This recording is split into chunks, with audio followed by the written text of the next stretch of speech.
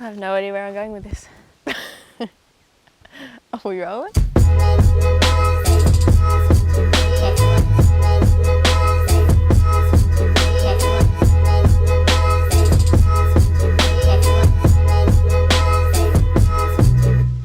Alright, so I bought the Patrol about 3 years ago, and ever since I bought it, I said that I wanted lockers. Well, it's taken 3 years, but I finally got one. Not one, but two. So we're now officially twin locked. Now, it's taken me pretty far with the LSD, but as we know, we can only get so far with an LSD. So I'm pretty keen to show you guys what these TRE air lockers are like, and I'll get into it a bit later as to why I went a TRE air locker, but for now there's a track in front of me that I want to hit, show you guys how they work.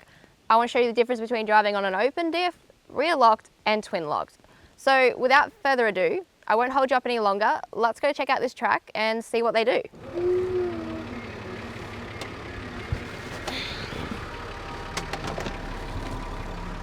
Did you like the way I got in? Alright guys, so I have just got in the car. I'm about to hit the first part of this track. Now I am doing this with open diffs. I don't have any of the lockers in. It's a bit of a flexy track, so I say we're going to get stuck here, but at least you're going to see how it works on an open diff versus when I put the rear locker in and twin locked. So let's see what she does. We're already getting stuck. Let's try a different line.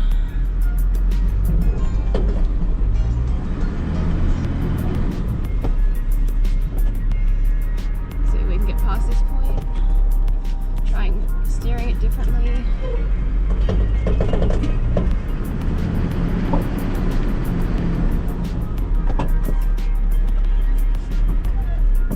So what's happening here? It's pretty much all the pressure is on one side, one tire, one axle. So when you're open diff, pretty much it all just goes to one side, so then you're not getting any power or torque or anything or traction to one other tire. So technically you're like 2 or 3 wheel drive. It's not a true 4-wheel drive. So when you engage the locker, rear locker, twin lock, whatever it is, the locker then distributes the torque and all the power, you know, to each axle evenly. Hence why you can still get traction when one wheel is off the ground. So I'll give it another go because it's just a different line. If not, we can't make it, then I'll go back and up with the rear locker in, and you can just see how much easier it will walk up this track. No. So I just reversed out. I'm about to engage just the rear locker, just so you can see if it's going to get me out with one locker. May need both, doubt it. Rear locker works pretty well on its own, so let's pop her on, see where we go. Now scrubbing is an issue for me, but the locker should hopefully help me out. This is normally where I'd be getting stuck. Mind the scrubbing. Look at that, straight through. Just the rear locker.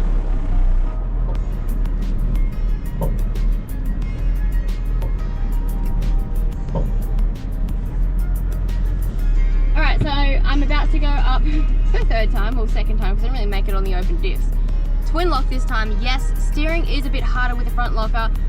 Worst comes to worst, if you need to steer, switch it off, turn your steering wheel, drive a little bit if you can, switch back on. It's not that big of a deal. So, air compressor on, rear, and front. Let's see how we go twin locked.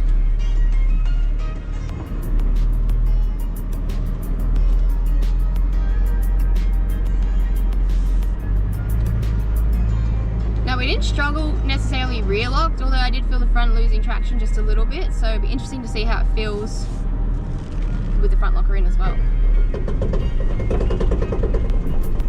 Steering doesn't feel that bad at the moment, although I'm not trying to turn too hard, but it'll be interesting when I get up a bit further here. Now I normally take 5 or 6 attempts in 2 of these sections of this track. I'm just walking up it today. These lockers are making a world of difference. Yes, you still have to pick your lines, but I mean nowhere near as much as I did when I had open front and the LSD in the rear. These lockers are just making light work of this track. Now, I've got 63% reductions, twin locked. This thing is becoming a beast off-road. It's just crazy. I never thought I'd have a car this capable, and I'm just loving it at the moment. Now I know this isn't necessarily the hardest track, but it's just flexy to show how the lockers work compared to an open diff, you know, with the weight being distributed differently over the axles and on the tyres and whatnot, because that's really when a locker comes in handy. So I hope that was helpful for you guys. But now I'm going to run through a few questions that you guys have and as to why I went with an air locker and all that jazz. So let's find out why.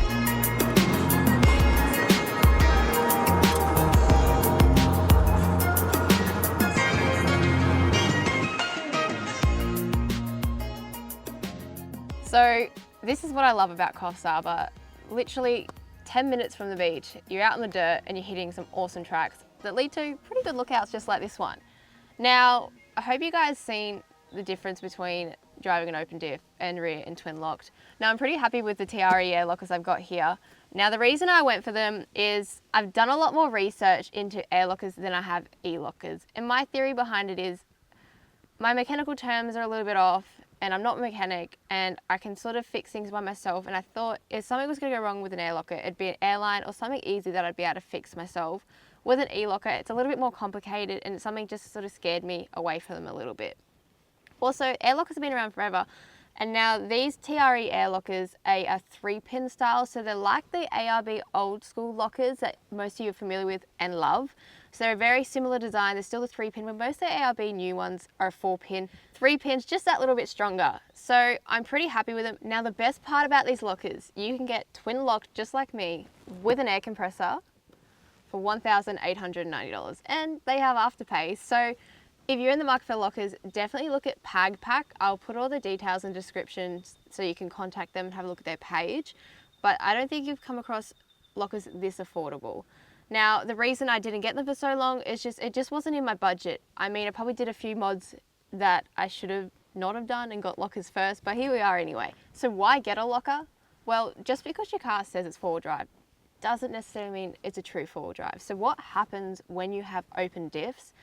If you have a wheel in the air, the wheel that is on the ground, all the drive from the diff will go to that one axle. So therefore you'll lose drive to the other wheel. So technically you become a 3-wheel drive car.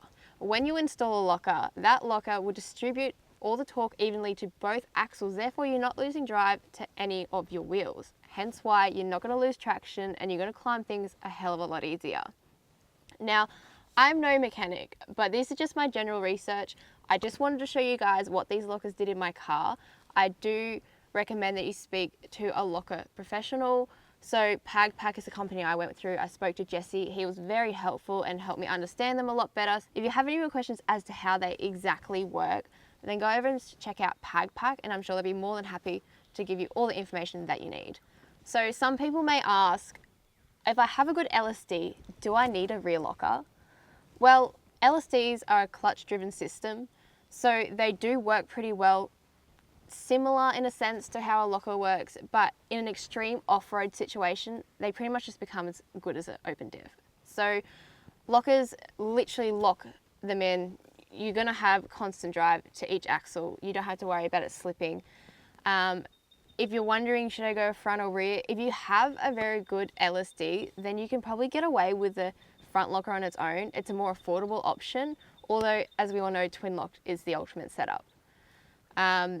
In terms, should you go a front locker or rear locker first? It just depends on your vehicle setup. If you're open front and rear, then from my research, then I'd say a rear first. A lot of people say go to a front, but depending on your vehicle, you should probably speak to someone who has that kind of vehicle as you and as to what their setup's done. That's the best opinion. That's exactly what I've done with this car, except for the fact that I just went twin lock, so I didn't have to make that decision. But my LSD was pretty good, so I was considering if I brought one locker just to go with the auto, because the LSD was in the rear, that still worked good enough. But I had to have the ultimate one, so we went twin locked. Now, yes, it can be harder to steer with a front locker. Why? Well, when you think about a car turning, the outside wheel is going to be doing a bigger circle. So when you've got an open diff, obviously that turns easier. But when you have lockers and your car's trying to turn, the locker is distributing the torque evenly to both axles. So when you're trying to turn, it's going to cause binding, hence why it's hard. But it's an easy fix. If you're on a track, you need to turn a wheel, just flick the front locker off and you'll be able to have a steering back. It's a pretty easy fix, just flicking it off. I think it's definitely worth losing a bit of steering to having a front locker. It's going to make a world of difference, and the steering isn't really going to become an issue when the locker's going to be pulling up most things anyway. So that's sort of a little rough explanation. Like I said, there's plenty more research to be done. Speak to someone who supplies lockers like Pagpac, Jesse. He'll be able to explain it all in much more detail, but that's just a rough guide as to why it is harder. It's just the binding, because the powers is spread evenly throughout the axles and it'll just bind up when you turn. All right, let's get into some questions. So on my Instagram, I put up a little question box on anything you want to know about these lockers. So I'll have a look at a few of them now and we shall answer some. So one of the questions is, can you engage your locker while moving? It is not recommended. I believe that if you're traveling at a very low speed on even ground, then you can engage it. Definitely do not be engaging a locker if you have a wheel in the air and you're spinning, because that will just put so much force to it. You're going to blow an axle, or worse, blow up the locker in the diff. So I don't recommend engaging while moving. If you're on a track and you're at the bottom, you can see it's going to run out, just chuck that rear locker in, chuck it in before. If you're on the track, just don't have the wheel in the air spinning. Just make sure everything's stopped. So I believe you can do it at low speeds and flat ground, but it's not recommended. What else we got? So I sort of touched base on why I went air over an e-locker. It's just more the fact that I feel like if anything went wrong with the air locker, I'm going to be able to fix it myself. I don't know enough about e-lockers. Not that I wouldn't consider one. Like I said, this come down to a price point, how affordable they are, and air locker is just something I always thought I'd go anyway, so this is where we're at. Now that you're twin locked, will you be driving Widowmaker? Hell no. Definitely not driving that one. I like my car as it is. It doesn't need to be crushed.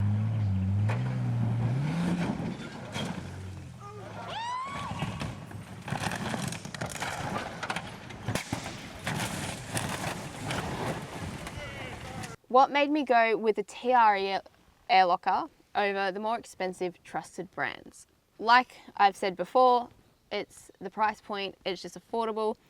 Their design is very similar to the AAB old school lockers, so knowing that, I know they're great lockers as well. They don't make them anymore, they're so hard to find, and I wanted to go with 3-pin style, so that's why I wanted to go to TRE, and I just wanted to test them out. So I will film a video probably in a few months' time to do a review on them, so you guys, if you want more depth, to see how they last. So far so good, no issues. I don't believe there's going to be issues with them. I don't see why someone wouldn't trust the brand. I know a few cars with them already, and I've never heard a bad review. Now with installation, I pulled the diffs out myself and put the air compressor in and all that, but I did not put the lockers in the diff myself. There's just too much to play with. You really should just give the lockers to a diff specialist, because you've got to set the backlash and all that, and it's just not worth stuffing it up and blowing up the locker. So I really recommend, I know some people like to do it on a budget, but I paid, I think, $500 or not to drop my diffs off and get them installed, which is really affordable in terms of, you know, you want it done properly, you don't want to break anything. So I would definitely recommend going to someone who knows what they're doing to install the lockers themselves. But once you get the diffs back, everything else can be done yourself, so you don't have to fork out everything and get someone to do the whole install. How many times did I yell at my car installing this? A good few times, but luckily I had a good bunch of mates to help me do it, so thank you to them, they know who they are. Probably couldn't have done it without them. Now people are asking about any disengaging or engaging issues. I haven't had a single one. I flick the switch, they're in. They're literally engaged straight away, and with them disengaging I haven't had an issue at all, so no problems there. Like I said, they are still pretty fresh, so I'm going to do a review video in a few months' time. I'll let you know if I have any issues further on. Do lockers require a different diff oil? Now I can only answer this for patrols. I know with the LSD it used to take a different oil than what the front did, but now they both take the exact same. So I just put an 80-90 in it, just a good mineral or semi-synthetic oil in it, but they will take the same if you go front and rear. Obviously a front locker and if you have LSD will take different, so just look up for your own vehicle, but an 80-90 is what I'm using in mine at the moment, front and rear. Can they be fitted to a full-time four-wheel drive? Don't know if I should be answering this question because I literally have no idea, but I'm assuming they're hooked up to a switch. If they're not engaged, then it'd be fine. You've got to flick the air compressor on and the lockers. So I drive around in four-wheel drive, full high, full low. It's not going to bother the lockers whatsoever. Do you have to have a compressor or an air tank or just a compressor? So I've got the air tank, a small one, compressor that is mounted under my passenger seat. Now look, I wanted to mount it under the hood in the engine bay, but I'm literally leaving tomorrow to go to the Watergans and I finished installing it 2 days ago. So I have to make some room in the engine bay to fit the compressor. So it's just gone under the seat for now, but it's an easy enough fit. So yes, you do need the air compressor. Which one do I prefer to use out of the front and the rear? Well, I will mainly be using my rear. With the way these are wired up, you actually can't just engage the front on its own. The rear has to be in. You can change it, which I might do later on so I can use my front, but like I said, I'm literally leaving tomorrow for Watergans. So at the moment, I can only use the rear or twin locked. But even if that wasn't the case, I would engage my rear, then I would engage my front. I probably wouldn't do the front on its own. So I hope that answers some of your questions. If there is any more, then put them in the comments below. I'll do my best to get back to you all. Like I said, these are from Pagpac. The details will be in the description. So if you have any questions or you're interested in a set, then send them a message. We'll also be setting up a code for them so you guys can get a discount, which I will put in the description below. So keep an eye out for that. So even the lockers, they're super affordable as it is, and I've even got you a discount. So stay on the lookout for that one. All right, so overall, this just was a quick video just to show that I've got the TRE air lockers in and just them working off-road and sort of a little comparison of how a locker works in a sense. Like I said, I'm no mechanic, so I can't go into details, but I can show you it being driven, open, rear, and twin locked. So I hope this helps. Like I said, any information you need, just put it in the comments below or shoot me a message and I'll be more than happy to point you in the direction or help you if I can. I hope you enjoyed this video. Like I said, I will do a review very soon, so stay tuned for that if you want to know how they go in the long run. I will be going to do some hard wheeling this weekend at Watergans, so I'm sure they're going to get a really good test out there. Otherwise, do me a favor, like and subscribe to this video and stay tuned for the next one. I'm just trying to think. I'm trying to get the convo in my head going. Okay, I need to like talk it out, so it's like, all right, so after, are you listening to me? Are you filming this? Oh shit. I'm a little bit slow in the old noggin, but I got it now. I don't have a joke. No jokes? Not funny enough. You are. It's a dry sense of humour. Alright. Are we still waiting on that light? Pretty much when you drive... Oh, that was a hole.